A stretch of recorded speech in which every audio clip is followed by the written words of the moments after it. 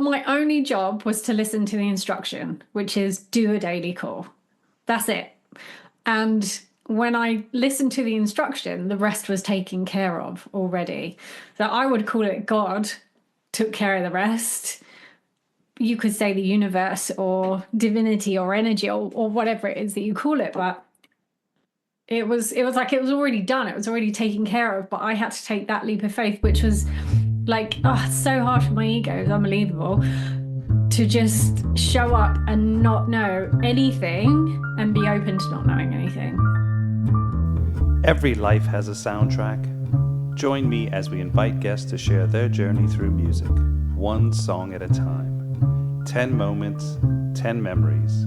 I'm your host, Sean, and welcome to 10 Tracks. Are you ready?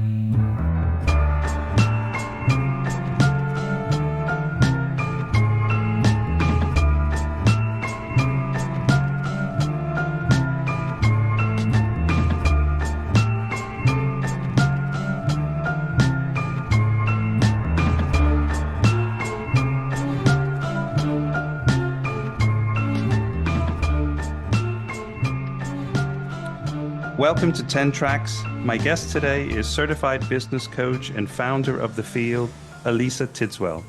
Elisa, welcome to 10 Tracks. Thank you so much, Sean. Awesome to be here. Where are you today? Well, I'm in my office in the UK. I was having a conversation with my husband this morning, and he said, "What are you doing today?" I said, "I'm going on a podcast." And he said, "Who's recording it?" I said, "The person doing the podcast." And then he just thinks I have autism or something because I can't answer the question in the way that he wishes. So I'm like, is Sean asking me like where I'm sat right now? Like, is he asking, am I sat in my office? Or is he asking like where in the world I am? So there we go. I've covered both in my home office, In the UK. in the UK. Excellent. Tell us a little bit more about yourself and being a certified business coach and the wonderful, amazing The Field. Okay, I will do. So, I became a coach I think about 5, 6 years ago now, after I had had a coach myself. So at that point, I'd been running a marketing agency for about 10 years. Had a very good run, was stuck in golden handcuffs and had hit a big plateau.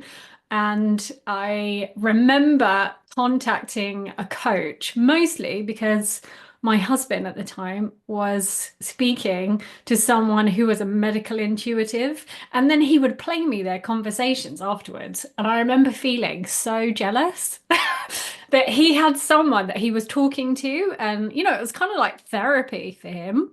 But I was just kind of like, there was so much stuff in me that I'd never spoken about with anyone, and I knew that that was the thing that was actually holding me back. So I found a businessy looking coach, and contacted her on the proviso of feeling stuck in my business. But really, and luckily she saw straight through that bullshit and was like, okay, let's talk about what's really going on for you. So I had a few coaching sessions with her, and that totally changed my life. And then she said, have you thought about becoming a coach? I think you'd be a really good one. And I just didn't even know that you could do that as a job. I was like, wow, is this really available? Like, I could do this. And at that time, I found EverCoach, which was like a little subsidiary of Mindvalley at the time, and just started diving into coaching and learning about all sorts of different coaching modalities. And it's probably the first time in my life I've just absolutely gone headfirst into something, absolutely loved it. I was spending 2, 3, 4 hours every single day learning, studying, practicing, learning, studying, practicing. So at some point it was quite clear that, oh, I think I should do this thing. And got into coaching. And the first certification that I took was a business coaching certification, mostly because I came from a business background and it just felt the one that was most aligned for me. And I absolutely loved it. And then just dove straight into coaching, started coaching people, business owners, whatnot. And then got asked by Mindvalley at some point to come and join their coaching faculty. So I was the first of 10,000 coaches that certified to do so. Just putting that in there. Did you know Mindvalley before that? Yes, I mean, I knew, yes, that's right, because before I had heard about Mindvalley, and I think maybe even before I'd seen the coach, I also signed up for a Mindvalley course around the same time. And it was called Speak and Inspire with a speaker called Lisa Nichols. Hmm. And back then, you did the course with a big cohort of people and you did it in a Facebook group. And part of that course was to keep telling your story live in a Facebook group. So live Facebook lives, which was utterly terrifying for me. Terrifying.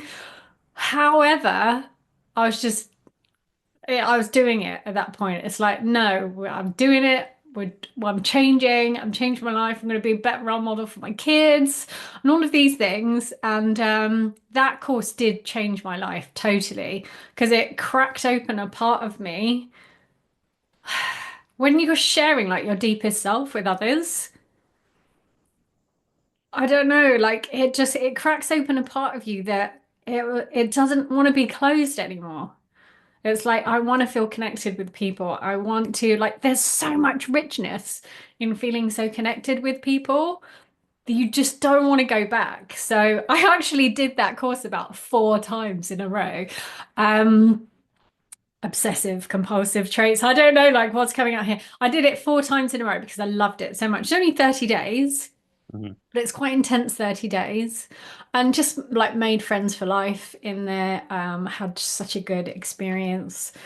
So yeah, so that was actually my first introduction to Mindvalley, and then of course I was on their list, and then heard about Evercoach, and it was just perfect timing. And by this stage, you moved away from marketing or corporate marketing. Gradually, probably took me about a good 3 years to fully let it go. Because I was still stuck in a lot of it. Obviously, I didn't realize it at the time, and I didn't have a good enough coach that was able to like reflect to me what was going on. But I was still very much creating from the past and being stuck in the past, and had so much fear around doing something new that I just kept flipping back to what I didn't even want to be really doing anymore. But it was safe because it was familiar. So it took, yeah, it did take me a good at least 3 years to fully let it go. And COVID helped a lot with that because that basically decimated my business overnight. Because all of my clients were in either retail, travel, leisure, um, manufacturing, just everything that really got hit. I mean, I think everything ground to a halt, but Hmm. yeah, just pretty much wiped out overnight. 95% of my income, poof, gone. Um, and that was that. So, I'm grateful for it. All these nudges to just be like, no, let it go, let it go, let it go. Okay, I'm gonna make you let it go. Um, but I think everyone got so much out of that, actually. An opportunity just to reset. Yeah. And to really think about what you want to do. It gives you a chance Exactly. to stop and not have to feel like you're on this conveyor belt or hamster wheel. Yeah. Going round and round and round, like, no. And then when our paths crossed is when you created, or maybe I got on the second tour of the field, The which tour. which So is yeah. amazing. Um, So when did yeah, that begin, or how did you that evolve into from coaching to this? Because this is more spiritual, right? 100%. Yes. So the spiritual side has always been in me forever. So I grew up in my family. My parents became members of quite a minority Eastern religion when I was young. Um, and they were in their very early 20s. This was in the 70s. So I was brought up, well, during the 80s, which was when I was brought up, in a very different household with a very, like, exposure to very different ideas and a community that was full of people from all over the world. But yeah, I was plonked in this little village in Essex, which is just outside London, where it's very homogenous. Mm. So I basically stuck out like a sore thumb. And going to secondary school is particularly brutal because, of course, you look the same as everyone else, but you're totally not the same as everyone else, and nobody else gets it. Um, England is quite a secular country, and I think it's like talking about spiritual things is like people are really open to that conversation now. When I was 12, my peers were not. Like that was not on their agenda. So I stuck out like a sore thumb and was basically bullied the hell out of for secondary school. So I think there was a part of me that really learned to hide that part of me away Hmm. because I wasn't accepted and I didn't belong and all of those kind of things. So I think like there's a huge part of me that really hid it away for quite a long time. And then, but obviously we just can't keep down what is there. It's like trying to push a balloon underwater. Like at some point, you're going to get fed up because the balloon is going to come to the top of the water. Like you can't fight physics. So, I was working with a really great coach a few years ago and loved working with them, absolutely loved working with them. And we cracked open a lot of the beliefs that had been holding me back and whatnot. But the thing that I really was not getting, I was still starving for, was this real spiritual connection. And I found that a lot of personal development really operates within the realm of the mind. And I just got to a point where I felt like, yes, my life was like I was going for bigger goals and like bigger things, but I felt like it was my ego that was setting those goals. So I was still never internally satisfied. I was still starving inside, even though I was earning more money here, I was doing that, like those things did still were not doing it for me. And I had been reading a book. This was 2023. I'd been reading a book and it was about this spiritual figure, or a holy religious figure that had traveled to America and the UK and various places. And there was something in this book that there was a little story where he said he was supposed to be somewhere. Like there were a lot of public engagements, lots of talks, and also with, very prominent, important people. And everyone was saying, look, we have to go. Like the car is waiting. We have to go. Keeping him on a schedule. Yeah, we're gonna be late otherwise, and people are waiting. And he said his reply to them was, "I move according to the whisperings of spirit." And I remember when I read that, I was like, I want that. Like, I wanted to live my life according to the whisperings of spirit. And it was lovely in the story because he stayed doing what he was doing. And then what happened was someone turned up, someone who had been walking for like 40 miles on foot, and someone and wanted to meet him who didn't have the money to get a taxi uh, or hop on a train or anything. And as soon as was welcomed into the home and spoken with Abdul Baha for a little while, Abdul Baha says, right, now we can go. And there's so much divine wisdom in that. And I just thought, oh, I want to live my life that way. So every day, twice a day, I was writing down, I am that I live my life according to the whisperings of spirit, because I was trying to get this in me. And for about 6 months of that year, 2023, this was the last part of the year, I just kept getting this voice in my head every day that was saying, do daily calls, do daily calls.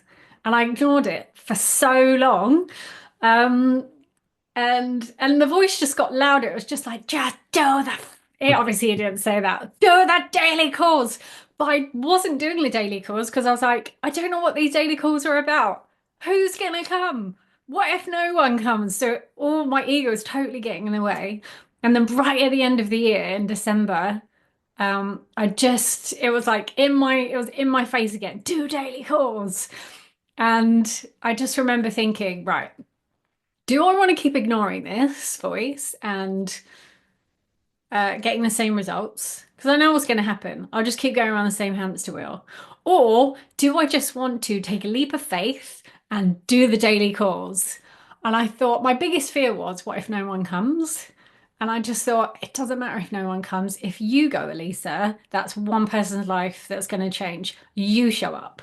So I was like, when you tell yourself. Mm. So I sent a text message to my one-to-one coaching clients and I said, 3rd of January for the whole month, I'm going to do daily calls. I don't know what they're about. They're at 6 a.m. Here's a link. If you want to come, come.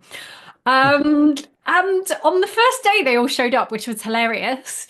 But what happened was I still didn't know. I did not know at like 5:59 a.m. that day what the calls were going to be about. I didn't know. And I just opened my laptop and then opened the Zoom room and then welcomed people in kind of awkwardly and then opened my mouth and then just all this stuff came out. And this happened every single day. And those calls, which have now turned into what, well, you all know as daily miracles, they were so magical and they were so special, and everyone shifted so much. It was crazy. And crazy things happened. Like Debbie moved to her dream home in Mexico, and someone else got a new client, and someone else healed their relationship, and it was magical and incredible. And I just felt like something really important is happening here. And I don't even know what it is, but something's happening here. Um, and then after that month, a few of them said, like, are you going to do the calls again? And I had found that month quite exhausting, mostly because I'm not a 6 a.m.er. I wasn't. I have always been, I've not been a morning person my whole life. So I did find that month quite exhausting, but I think it was more than just a physical exhaustion of getting up every day at 6 a.m. And I did it, oh my God, I was sick during at least a week of it. I did it with a fever. Um, Wow. but I just didn't even I didn't even register at the time that I had a fever. It was just it was so in love with what was happening and it was so amazing for all of us that I just kept getting just kept doing it. Just show up, show up, show up. Mm. And And it's yeah, go on. no, the purpose of doing it at 6 a.m. is because you had clients all over the place. Um, the purpose of doing I think really the purpose more of doing it at 6 a.m. I think it was probably more of an intuitive nudge to begin with because 6 a.m. now, I learned so much in reflection of that month. I didn't necessarily understand what was happening during that month at all. And I felt like I was learning an entirely new language, quite literally. I didn't understand it. It took me months to kind of unpack and understand, wow, what actually happened to me in that month? What happened to everyone else in that month? Um, but I think the 6 a.m. was probably more along the lines of intuitively, I knew that you get up at 6 a.m., the house is quiet, there's no distractions, but also you can't go into your unconscious slumber. So most people go into their unconscious patterns, unconscious thinking within about 6 seconds of waking up. They just same thoughts, same habits, same future, basically, same results. And if you interrupt that by getting up and then going straight onto something like a daily miracle, that begins to become your unconscious habit is creating from a totally different place, creating from expansion or creating from your heart. So now it's like it works because of that same principle, but also it works internationally because yeah, it kind of works for the States, it works for Australia, works so everyone can, Find the let it time. go. Exactly. Um, but yes, there was I don't know. I just felt that when it comes to kind of these intuitive nudges, our mind wants to immediately go into the how and the what, but that's not our job. This is what I've learned.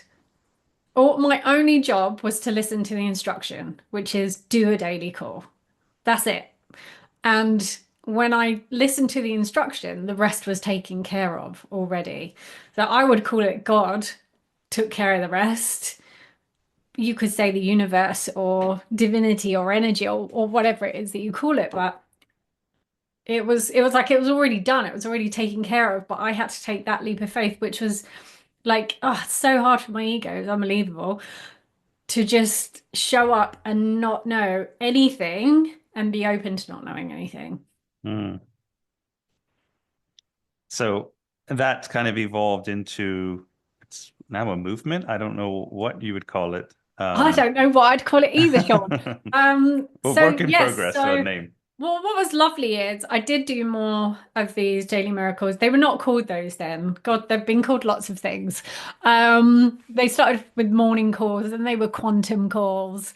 Um, I did do some more in June, July, and August, but then right at the end of August, I just got a very clear instruction again, and it's like, right, you're going to do this thing. It's going to be for a year. You're going to have up to 20 people in it. It's going to be called The Field. Go. And it was okay. But by that time, I trusted it so much, even though I didn't know all of the details and to fill it, to fill in the details. I trusted it so much that I was like, I know that when I trust this voice, something really epic happens. So I'm going to trust it. But it's always evolving, which is so wonderful. And I actually like not knowing. But yes, so now it's evolving. We're bringing more people in. It's evolving into a membership so that people can get all of this goodness. So Yeah. yes, fun. And how important for all of this and for your transformation has music been or played a part in that? Oh, man, I think that music is a ladder to the soul. Just, I was some music isn't. Um, but music at its best, at its finest, is a ladder to the soul. And one of the things that I love, because I love business. I always have loved business. I don't know. I find something really fun about being able to turn a thought into a thing and sell that thing. And I just love that whole process. Um, but what I really dislike about the business world generally is that it's quite void of soul and Mm. real creativity and joy. And that's why I love taking inspiration from musicians, for example, or artists or people like film directors because they think so differently. They create epic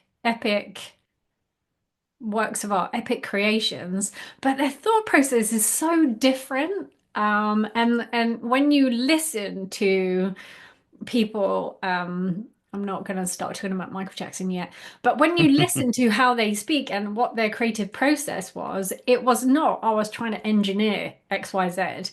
It was, oh, I was driving in my car and just these beats hit me.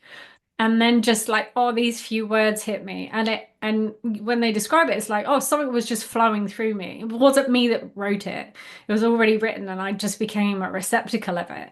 And I'm like, why can't we have that in business as well? Yeah. I think that's the issue when you see true artists that are creating from within and not because they have to make something a hit or try to make Totally. something commercial. I think that's where you lose the creativity and the energy. And I feel like that's what business is. It tends to And be yeah, we need to do something like our competitors and we need to do it the same. yeah, And then you're not being true. I mean, a lot of times you see now um, companies are trying to share more on their websites about who they are and what they stand for because the values and mission statements don't mean anything because 100%. 100%. It only means something if you live it. That's it, period. Otherwise, you like literally just don't even bother sharing. Just be honest. Just say, we're just in it for the cash. And that would be honest. And in some ways, that would even be like, oh, that's You honest. I know where you appreciate stand with that. them. I might buy it. But yeah, but when Exactly. people when people pretend to be something, it just stands out like a sore thumb. And it's like, oh, I'd prefer to have my thumb feeling good rather than be sore. Yeah, let's. Yeah. We start your list. The first track is a banger. It's a This is banger. so we're starting with a now I don't know if you'd call this drum and bass. I think I read it says it's breakbeat, if you know what that is. I have no idea. I just love it. The original version's from 1992. It's SL2 on a Ragga tip. On a Ragga Tip, yeah. Yeah, tell me about that. What? So for me, what's interesting is I've just realized actually I was 11 when that came out, 1992. And this morning in our miracle, it was all about being that 11-year-old self. I just noticed synchronicity there. But I don't like this song is the song that is guaranteed to get me dancing like a lunatic. And like if there's any song that I love dancing to the most, it's this one. Okay. But not like good dancing. Like I'm just free. I'm free. I'm doing the most wild, crazy dancing. I'll be like all over the living room or the kitchen because that's where we dance in our house. Um, and I couldn't even tell you why. It's just if I had to have a top 10, I would die without it because my life would just be devoid of its awesomeness. It's just the best. So you don't even need this on a cardio mix. This is just you'll dance Oh no, anywhere to 100%. anytime. You can put this on and go. 100%. 100%. And it's probably good that it's not more famous because if I was in a shopping centre and they dropped this, I'd be on it. I would be on it. And my husband, like we used to go to the gym together. I've changed gyms now, so we go to different ones. But like they play cool music in the gym. And when we go to the gym, like I immediately want to start dancing a little bit. And he is just like, can't do that here. It's the gym, serious weightlifting. And I'm like, but joy, man. So, my new gym though, I've just realized does not play music. So maybe that's a good thing. I don't know. You have to bring it yourself. Yeah. Um, the next track is quite a famous band who sadly had the singer tragic ending. I actually saw him once on in Kensington Olympia. I was rollerblading because I lived around there at the time Amazing. in the 90s in London, and he was coming out of a studio, and I nearly crashed into him because I was not that good on rollerblades. And he was jumping into a taxi, and I think maybe a year later is when. But this is INXS, Good Times, which with the guy Jimmy Barnes. Hmm. I wasn't familiar with him, and I guess it's in the Lost Boys That's soundtrack. it. Is that That's where you it. first heard it? 100%. Yeah. Okay. No, so yeah, no, you've hit the nail on the head. Lost Boys, easily one of my top like five favorite movies. And again, it's probably this around the same period, like me being like an early teen. And I would watch that movie over and over. Like the whole soundtrack is Yeah. incredible, but this is my favorite song on the whole soundtrack. I've literally, I mean, literally had that soundtrack on CD until about a month ago when I opened the kitchen drawer and someone had broken it in half.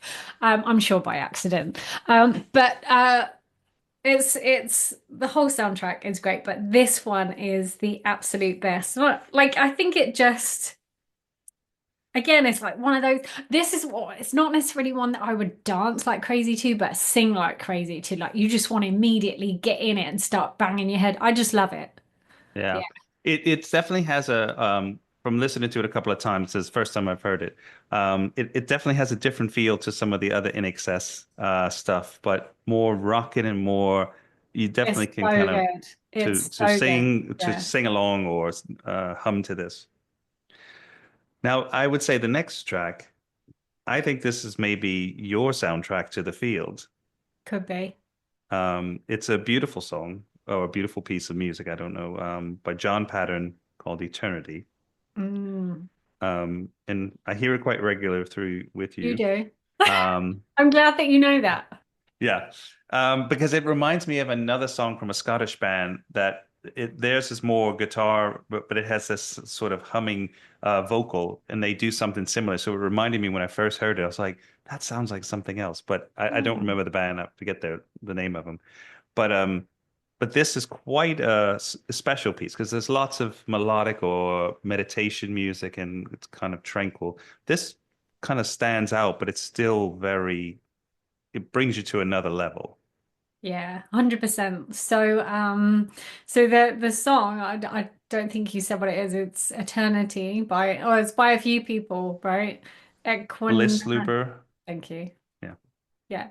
Um, this song for me, I didn't even know it until very recently, but as soon as we began to do the field in its last September, I began to collate a Spotify playlist of music for the Daily Miracles.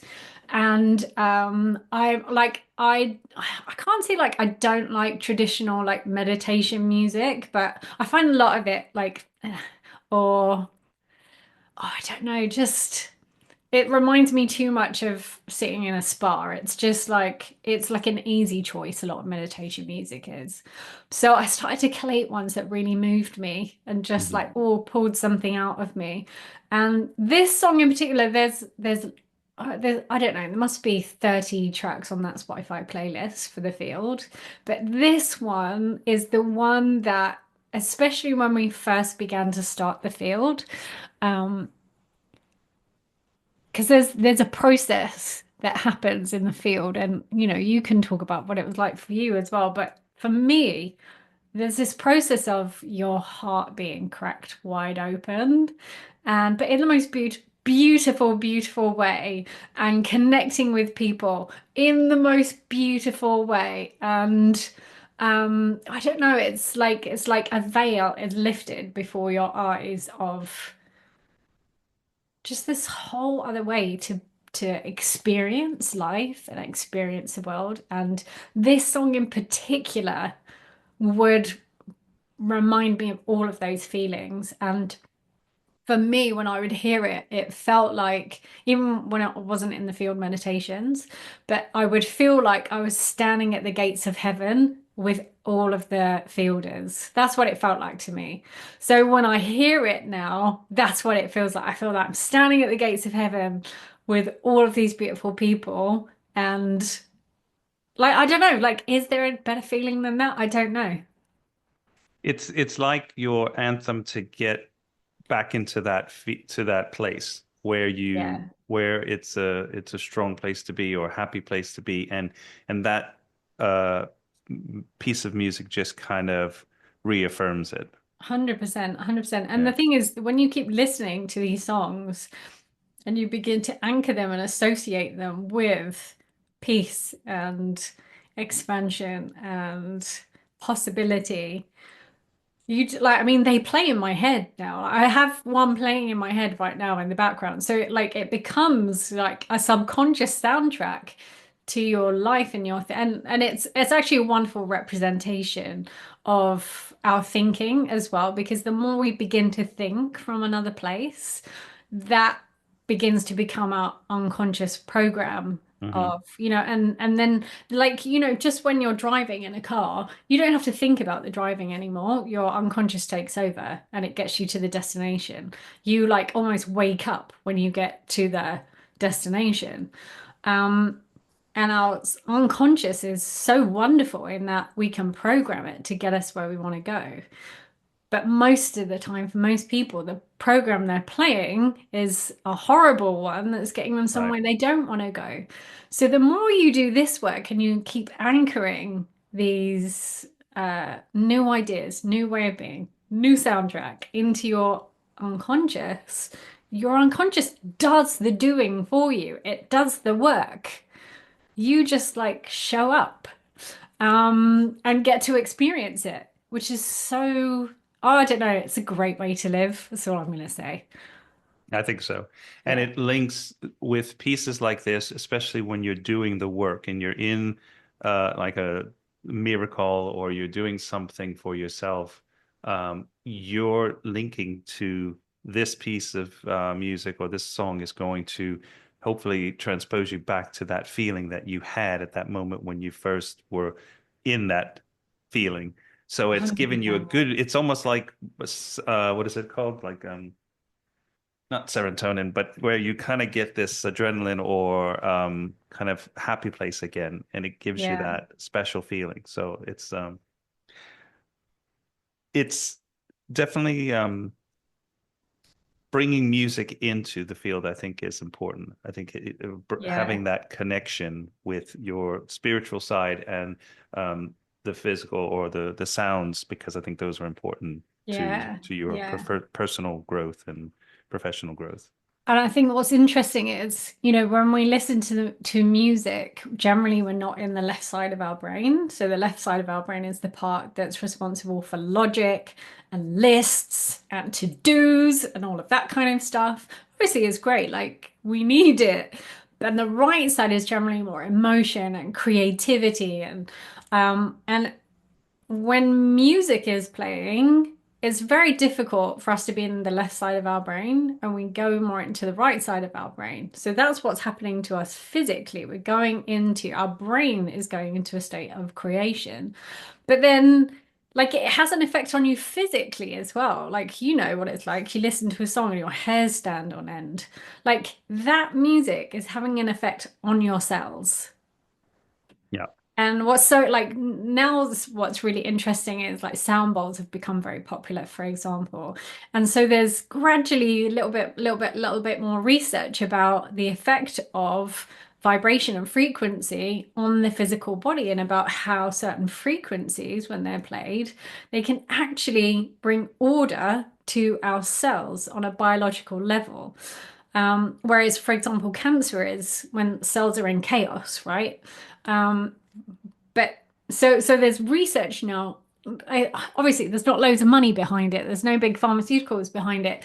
So it's slow, but we're now beginning to see and understand that actually frequency can begin to even have a physically healing. And of course it can. If you really think about it, it makes total sense.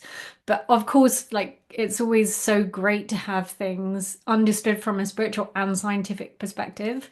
Um, but yes, when it moves it moves your brain, it moves your cells, it moves your soul, like everything begins to go.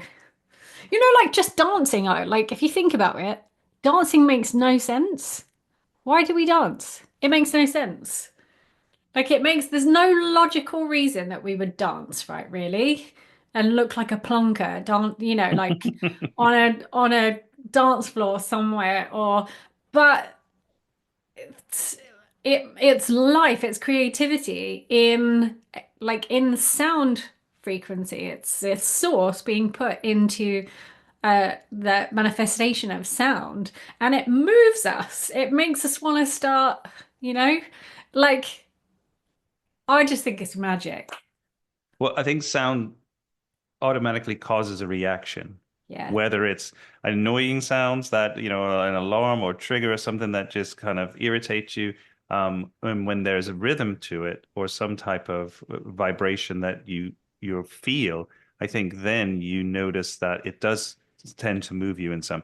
Even today in the gym, I was listening to a song that had a certain beat, and I was trying to run on the treadmill or move, to that sound, which is not normally. I usually just have it Mhm. going and I'm in thinking about something else. Yeah. Whereas occasionally you get into that zone where you will connect with the music frequency and you're parallel going together with that. And I Yeah. feel like that's sometimes what we need to keep getting back to I in love all of that. our life.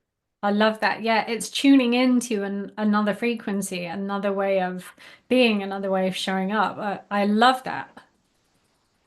Shall we go to number 4? Yeah, Okay.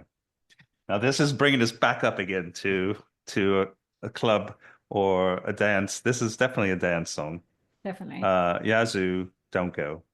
I don't know why they're called Yaz in the States, but it's stupid. Um, but this is off upstairs at Eric's, which I remember what Eric's is it was a club in Liverpool where they're from. Um, but Don't Go. This you must have been quite young when this came out. I think this when was this? Was it 79? 82. Oh, it was 82. Okay, so I was one. Okay. Okay, so the interesting thing about this song, this is definitely a very recent introduction into. Okay. I knew the song. I've known the song obviously for years. Alison Moyet. Yeah, but so this song basically is because I wanted a song like what's going to remind me of my kids and my family and just having fun together. And a few years ago, we got a disco ball in our living room, and it's like proper disco ball, so it spins and everything Okay. out on the wall and the ceiling. And I remember when we first had kids, I just wanted to have our house be as fun as possible and really creative. And so we got this disco ball, and we set up loads of disco lights in our living room. So we just tell Google like run disco mode, and then the main lights go down and the disco starts. Yeah. And so we would just have living room discos with mostly me and the kids. Sometimes my husband like will join in with us. He'll always watch at least. But anyway, and so that's a really big part. And I think like music for them, like they have their own Spotify playlist. They're like 6 and 9 now. They have probably Ripley had her own Spotify playlist from age 3, and Hmm. Brandon had one from age 5 or something. And so music is really big. And what I love about my kids is how I know they're my children is they have discovered 80s music like independently. Oh, I don't know. I can't say that that's totally independently, but what was it? They watched Despicable Me 3 a Hmm. few years ago. I don't know if you've seen it. It's actually fun. But anyway, the whole movie is got an 80s bad guy, and the villain in it is an 80s bad guy, right? And so the whole soundtrack is 80s. And like the first song that plays in it is Bad by Michael Jackson. And they were just like, they went crazy for these tracks. So like Bad, Aha, like just Madonna, they went crazy for them and they absolutely love them. And they recently, I don't even know how my son discovered it, but he recently discovered this song, Don't Go. And he was like, oh, man, we gotta check this out. You gotta check this out. So we listened to it, and I'm like, when you're just like, how did I miss this song? Yeah. How this song is bloody brilliant. How did I miss this one? So we've just been dancing to it non-stop in the kitchen for the last few weeks. And no, it just reminds me of being free and having fun and of my kids that's really all they know at the moment is just be free, have fun, dance to crazy music. Um, so yeah, It's a good song. it's a recent but a goodie. Number 5 is, I guess, this is going to be an important uh, kind of artist for you, and you've shared this with many. Um, and we have a few on here, so this is the first of Two, many. two. We've got two. Okay. Um, Michael Jackson. Yeah, Just got to say it. This is Working Day and Night, which is from Off the Wall, yeah, 1979. I yeah. remember that album. I probably was 8 when it came out, or 7, I don't know, around that age. And I remember that the song Rock With You, I used to love that song. Mm, And it was just, yeah. and mostly we had the cassette of it. So I'd hear the cassette and play it all the time. Working Day and Night. Tell me this. I mean, obviously, tell me about uh, My love of Michael yes, your Jackson. love of Michael Jackson. So, first of all, choosing a Michael Jackson song was impossible. Choosing even two was impossible, but you gave me an impossible task, so I picked one. I mean, it could be so many different Michael Jackson songs, but again, I'm like, okay, if I was stuck on an island somewhere, I could only ever listen to certain songs. Which ones would it be? Working Day and Night reminds me so much of just having so much fun as a kid. I mean, obviously, I had all the records. Went to see Michael Jackson 1988, Bad Tour. Thank you. And this particular song, so me and my sister and I, she's 11 years older than me, so she obviously discovered Michael Jackson before I did. In fact, she's probably responsible for my love for Michael Jackson. She Okay. is like, I love Michael Jackson. My sister is loony Michael Jackson. Um, I love her for it. And I remember like just probably my earliest memories is watching Thriller, which was recorded. My sister stayed up till midnight to record it on VHS, might have even have been Betamax, for God's sake, Hmm. to record the premiere viewing of Thriller, the video, in the UK, and we used to watch this over and over and over and over and over again. It was And the full movie version, right? the When full he's in movie, the with the yeah, girl. Okay. until she got on video, they came up with the making of Thriller. And then we used to watch that over and over and over again. So it would have the full 13-minute movie, and then there was like a 40-minute documentary on how it was made. Yeah. And Working Day and Night was part of the soundtrack, but it's almost like the 80s montage part where they're like all the and this song plays. And for me, so it reminds me of that, but for me, what I love about it is just get into action. Just do something, just create something, just move, just, stop thinking too much. Like create as if you're dancing to music. Doesn't matter what you're doing. Create your business like you're dancing to music. Create like anything like you're dancing to music. And this one is just like, boom, get into action, have loads of fun with it. So, like I said, yeah, it could be so many songs, but this one is fun and is just like, yeah, if I had an 80s montage of me doing anything, let's say I'm doing something in my business, I'd want this to be the soundtrack of that montage. Mhm. Excellent. And I guess I can I imagine it love must have been hard for you to pick just two How because impossible. that's um Impossible. Just pick one. the next track is Toto, Africa. I actually heard this on the radio 3 days ago before I was playing your playlist. It was on just the local radio here in Browns. Um, this song was massive. I think I remember seeing MTV version when it was on because MTV was really big back when they used to play videos. Um, what's this? What's the deal, man? What's the Yeah, deal? it's I Africa. honestly, I wish I could give you more of a story about this, but I just really like it. Like, it's just one of those songs that I think, I don't know, it evokes it evokes some calm, but also wonder. Like I do love music from the 80s, but the reason is I think that 80s songs from the 80s, and I don't mean like Rick Astley and stuff like that. I mean more like Whitesnake, Mm, Toto, you know. Um, they have so much emotion in them. Like there's so much emotion and they feel like a story in motion. And that's what I really like and it's not done in like a super serious way either. I think a lot of modern music to me sounds very serious. Like it takes itself really seriously, especially like the slower songs. I don't know, I find them almost a little bit depressing. Whereas 80s music for me is full of hope. yeah. It's so full of hope. It's like new world, new vision.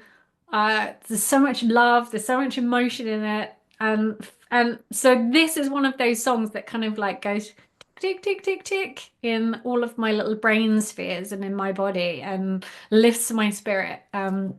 And I did actually hear recently that there was a study done on which song like has the most pleasing effect on the body or something like this. So I have to look it up. And it was this song. And I'm like, oh, that's really interesting. I think there's certain songs from the 80s that I listen to or I hear again, and some of them I might not have been that into during the time, or they were maybe mega popular and stuff, and so you'd hear them a lot and not even realize sometimes. And then you hear them now, and they definitely have a different, they stand sort of the test of time, and they're Yeah. still, and they have a place, whereas maybe before I wasn't as focused on them because I was Mhm. looking for the next thing or Yeah, yeah, something different. But that sounds like whereas I'm just stuck in the 80s. It's like it's the only place that I ever say to my clients that you're allowed to get stuck is in the 80s. Not that's in a your good point. business, not in your life, not in your beliefs, but just the 80s. Number seven. Now, this is duo, I guess they were brother and sister, from 60s and 70s. I'm not sure when they started. This song is from 1970. The Carpenters, We've Only Just Begun. Mm. It starts off quite slow and quite kind of melodic, and then it has this almost kind of like funky sort of I don't know, Vegas almost kind of like lounge scene, which it's really, I like it when it's a more upbeat bit. It's quite a great song, but it definitely is a classic. It's been around and stayed. So the Carpenters, and her voice is quite beautiful. Oh, so beautiful. So it's interesting. I remember watching the documentary about the Carpenters, and if you remember that, a long time ago. And when I was growing up, I probably didn't have as much of an appreciation for her voice as I do now. When you hear it back now, it's her voice is so rich in tones. It's quite simple in a way, but so incredibly rich in its tones. Um, and I, if I'm going again, if for my top 10, I knew that I would want a song that reminded me of my parents.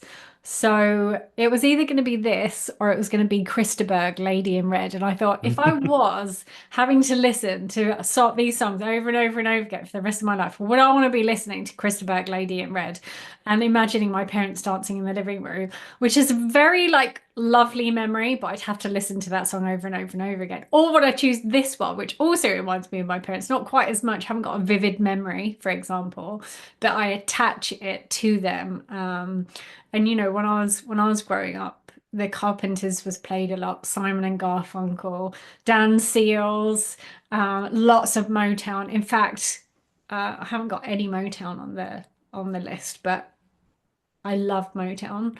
Um, Did you have in the UK the Carpenters? They had a TV show in the States, and I don't know if that was in the late 70s, and maybe I was little and I just remember like, but I thought it might have been something that was syndicated. Um, I don't remember. I do remember snippets of something with the Carpenters. Now you're making me think of the Monkeys as well now. The Monkeys TV show we they had a definitely did TV show, have. yeah. And I loved that. Um, but the Carpenters, but I do remember like if I didn't see the show, I saw it in snippets of the movie that they made about the Yeah. Carpenters. Um, but it's a beautiful song, and I think obviously it to me it's about two lovers or two people getting married, but I actually love the lyrics just to think about life like we've only just begun to live. And it's like if you just take that approach to your life every single day or every single moment, you're going to create a beautiful life. Yeah. Because like every day is a beginning, every moment is a beginning. Um, and you can and it's beautiful to listen to. And so when I think of it, I think of my parents, but it just brings me back to that place. It's like now's a new beginning. Now's a new beginning. Yeah. And even after with relationships, say after 5 years, 10 years, 20 years, you're beginning another day, another Always chapter, beginning. another part, Yeah. with lots to learn. Lots to learn, always. Lots to grow. Lots to grow. As like we've been focusing on relationships in the field, and I have to say, this past month, I've had the most epic changes in my relationships with my husband, with my parents, with my family, and of course, it's all because I've changed my relationship with myself. Yeah. Um, but yeah, like you can and it, you know life for me, it's a process of becoming conscious of where we've gone unconscious. And if you take every moment as is a new beginning, it's going to stop you going unconscious. It's going to stop you falling into those ruts with the people that you actually love the most and can create with the most. Um, can be challenging as well, but we're up for a challenge. I think it's a good wake up to realize that today I have a new day, a chance to make a change or to do something different with that person, with that relationship, with that part of my life. And I have the choice instead of just wake up, repeat. You get to make a new part of that. Do it now. Do it now. And now we're going to go back to your favorite, Michael Jackson. Michael Jackson. This is I never heard this song, but I know some of his older stuff, and I loved the Jackson 5 and some of the early Motown stuff. Music and Me, Music and Me, yeah. 1973. I don't know how old he was, but this was Oh, pre. I was zero. I was not born yet. I wasn't born until 1981. So it's interesting that again, in some ways, I wouldn't say that this is my favorite Michael Jackson song. It's not a song that I would listen to over and over and over again. Probably I'd cry too much if I did. But it's a song that echoes in time for me. It has this lasting reverberation. And I probably heard it for the first time. I mean, possibly on one of my sister's records, but I remember it from, I don't even know what video we had. We had some video, Michael Jackson video, and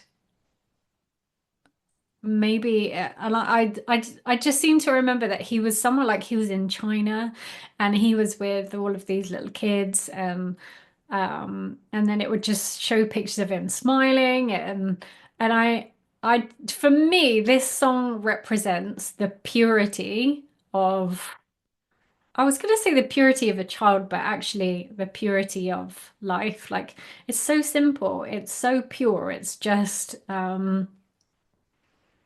it's just lovely. It's who we are beneath all of the masks and the roles and the beliefs and all of, it's Yeah. underneath all of that, we're just really pure. And for me, this song just has that. I don't know, like maybe it touches a part of me that I don't even understand, but I don't need to. It just um yeah, it just touches a part of me that I don't know. It's difficult to explain, possibly, like I said, because I don't really understand it necessarily, but it reaches a part of me that maybe is so pure that I haven't dug that deep enough yet to fully get there and see it and appreciate it. But there's a part of me that recognizes it.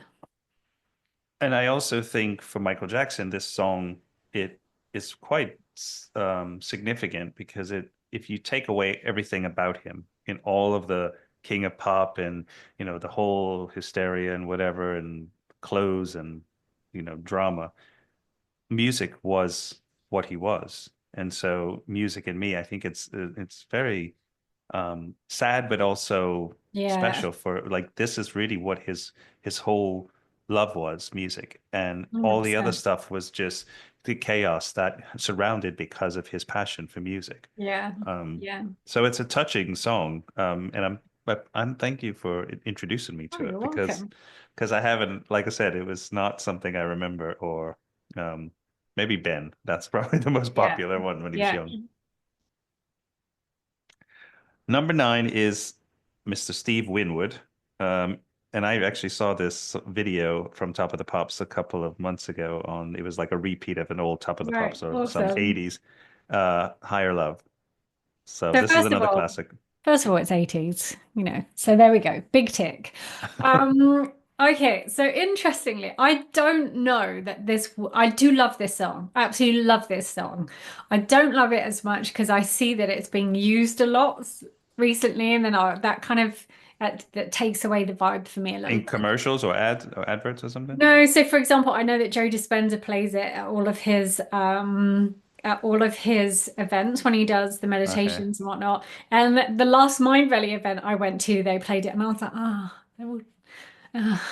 anyway, but it's a beautiful song. I loved it when I was a kid. I loved it growing up. Again, if we just go back to that, what I love about this music, there's so much hope in it. There's so much hope in all of this music. I'm like, when did we lose the hope, people? Yeah. When do we get so bogged down with I don't know, the way the world is now. We're like a bogged down version of the world, whereas these songs for me are like a time when people just had hope and they were singing about joy and they were singing about just like really what was on their heart. And it wasn't necessary. I find that a lot of songs nowadays, they're very inward looking. And I don't know, I think that's why I find them a bit depressing. They seem to be all about my struggles and woe betide me. This, I mean, maybe I'm totally wrong and just an old fart that needs to listen to more modern music. But I find that those songs from the 80s, and of course my number 10 is going to be absolutely about that as well. They're so outward looking. They're like, let's create a different world. Let's do something fun in life. Let's unite all across the planet, and that's why I love it. But the reason why I put it on this is because when we started the field back in September, I knew that I'd be getting up at 6 a.m. a lot. And I didn't want my regular alarm to go off on my phone. Hmm. And I probably about 10 years ago or 15 years ago, I bought one album on Apple Music, right? So I literally only have one album, and it's an 80s, of course, greatest hits or whatever. And I was like, right, what am I going to have as my alarm? I don't want it to be just like beep, beep, beep. I want it to be like uplifting. I want it to represent like me going and doing the daily miracles. And I thought, right, I'll have Higher Love, Steve Winwood. I love that song. So that's what my alarm is. So in some ways, I love it. And I've also come to hate it because but I mean, basically, I chose a song with a really, really, really long intro. Like it's like do, like whatever. It's doing the drums for like, and of course, I always switch my alarm off before it even gets to the good bit in the song. All I hear is a bit of drums, which like I leap out of bed. My husband said this to me this morning. He's like, why do you leap out of bed in the morning, like when your alarm goes off? And I'm like, because I don't want to wake you up and I want to turn my alarm off as quickly as possible. So it reminds me of waking up every single day at like 5:25 a.m. I don't know. Maybe I need to learn somehow to like skip forward or chop the beginning bit of that song off so I don't have to listen to the drum intro and I can Hmm. be woken up by think about it. That would be really nice. Excellent. Um, your last track. My last track It is tough to put 10, and I know is I'm being a devil by making you only choose 10, so I do apologize. But I think it doesn't mean you have to, this is what you're going to be stranded or, left with. But I think it's just songs that give you, that bring something to you, and that you can yeah, always take, no matter where you go, you'll have those 10 songs. So trust me, I don't think I can, my list is going to be hard to pull 10. good. You need to do it. You need to know what you put people through. Yes. Yeah. Uh, can you feel it? Ding, ding, ding, ding. Okay.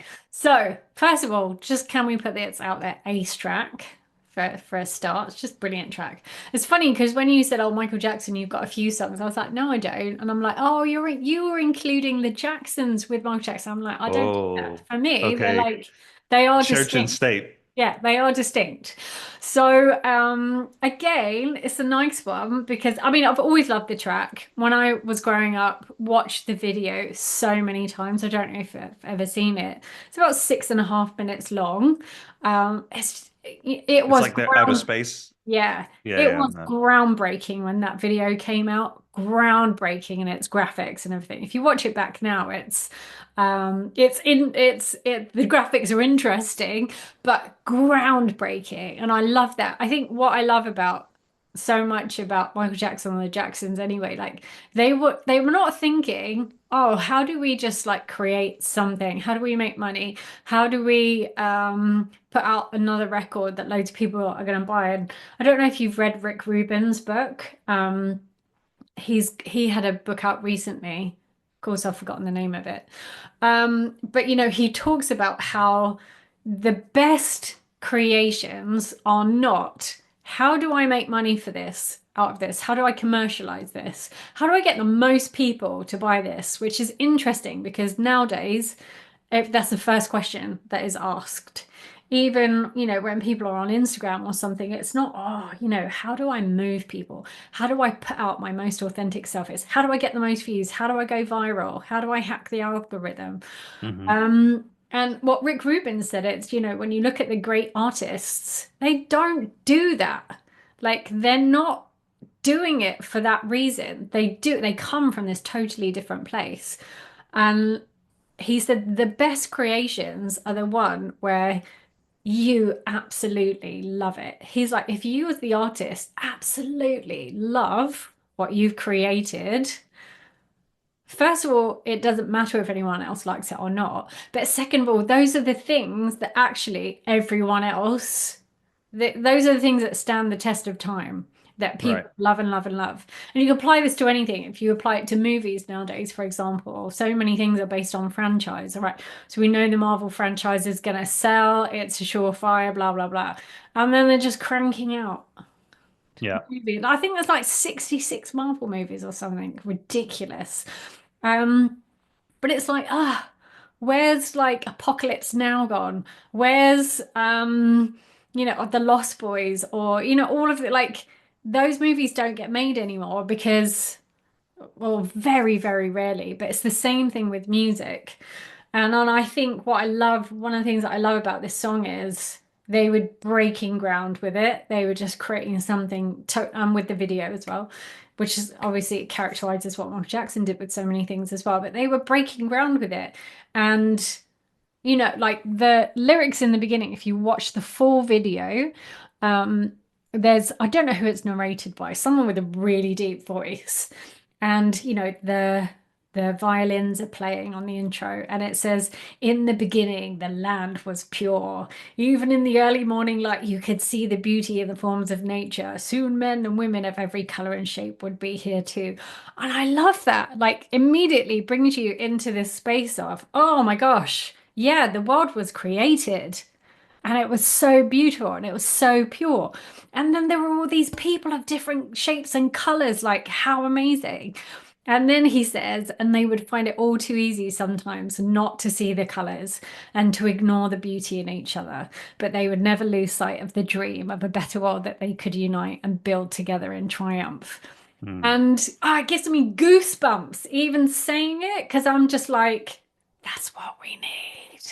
And you'll know that I talk about vision a lot, and I think it's really important that we have vision, not only for our own lives, but like, what world do we want to create? Yeah. What world do we want to live in?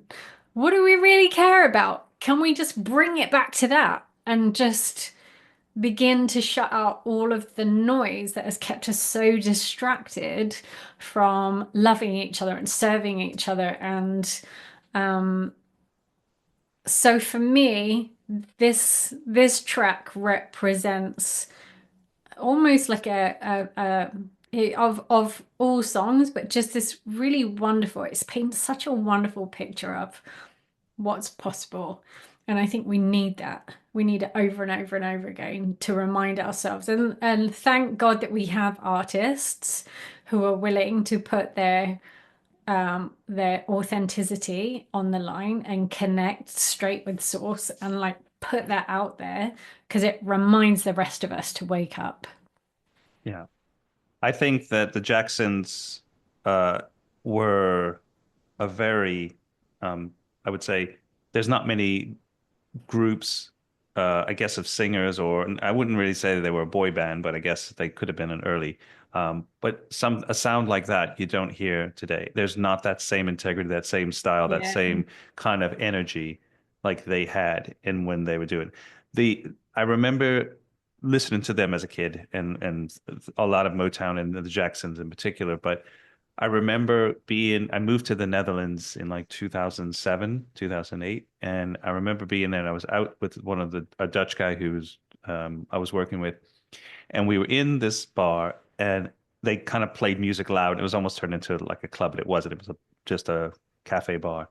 And then the Jacksons came on, this song. And I was like, and I hadn't heard that song probably for maybe 10 years, 15 years, because I heard it as a kid and I liked them as a kid. And then you would hear it occasionally, but it wasn't like people were listening to Michael Jackson and more of contemporary stuff. And they were just out, it exploded the whole place. and they were Oh, like, amazing. and I was just looking around like, so this song, which wouldn't get that much play in the States because, there's a special place for them. And if they came in concert, yes, but it wasn't something that was still like an anthem to Yeah. people and it probably is closer, to in the 70s. I was probably even still too young, but it kind of makes you have to see it from somewhere else to appreciate it again. It's really Yeah. um, Yeah. I think I can imagine. I mean, I have not been to a club or anything like that for probably like 20 years, but I can imagine that plenty of living room discos. I can imagine that if it was played now, it would have the exact same effect. it's still on rotation somewhere. It's 100%, 100%. And I think that, even if you take it back to the title, right, can you feel it? I think we've just forgotten to feel. Yeah. And then it's so nice to have songs like this or others that just remind us, oh, let's feel again, and how wonderful it is to feel. And something that I say or talk about sometimes is, life isn't about, how much good can you like create, but it's like how good are you willing to receive? Like how good are you willing to feel? And most people we're so stuck in, are so addicted to feeling bad or stressed or like hopeless that it's almost like we shut out feeling good because it feels so scary. And but when you just allow your heart just to crack open a little bit, it's just like freedom. And I think that's what everyone wants at the end of the day, is just to feel free and dance around in the kitchen to SL2 on a Ragga Tip. Exactly. And bringing it full circle. Yes, on a Ragga Tip. Um, Lisa, what's the best place for people to find you? So you could come to my website, which is elisatidswell.com. I haven't looked at it in probably a year. Probably links don't work. Or on social media, or the createfromthefield.com will be up soon. I'm just migrating the website from Gateway to the Field, but just because it's easier to think about Create from the Field. But yeah, createfromthefield.com should be out by the time you hear this, and you can connect with me there. But I actually love it when people connect with me. I'm a big connector. It's my one biggest bugbear about social media is it's like fine people will follow you, but I'm like, oh, I really want to connect with people. Like, oh, I want to be in a room. Let's have a conversation. Do people message you or private message you on Instagram or Yeah, so LinkedIn? if you want to, yes, please do. I would genuinely love that. I prefer that a million times over just, a follow or whatever. Like I actually want to connect with humans because there's so much richness in it. Well, I thank you for being my guest, and thank you for bringing the field to me as well, because I am very happy to be in that place with you. And I hope to continue to see what happens as the field grows and more from you. And Thank you thank so much. you, Sean. Appreciate you. And I'm so happy that you're doing your awesome podcast. Thank you. So happy. Pretty vacant times.